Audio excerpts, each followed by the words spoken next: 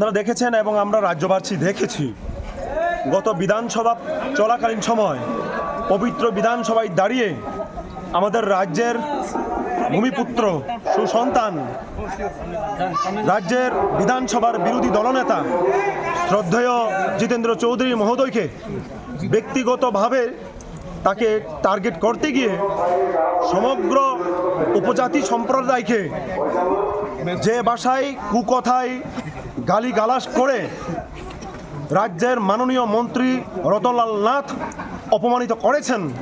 আজকে TYF central committee তার বিরুদ্ধে ধিক্কার জানিয়ে এবং মাননীয় মুখ্যমন্ত্রী মানিক সাহার কাছে আমরা দাবি জানাচ্ছি ওনার মুখ্যমন্ত্রিত্ব ওনার মন্ত্রিত্ব বহিষ্কার করে ওনাকে পদত্যাগ করা, তার দাবিতে আজকে আমরা এই ধিক্কার মিছিল করছি।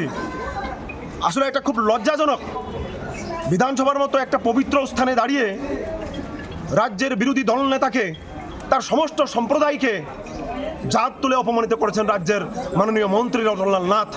তার বিরুদ্ধে ডিওয়াইএফ ধিক্কার জানাচ্ছে।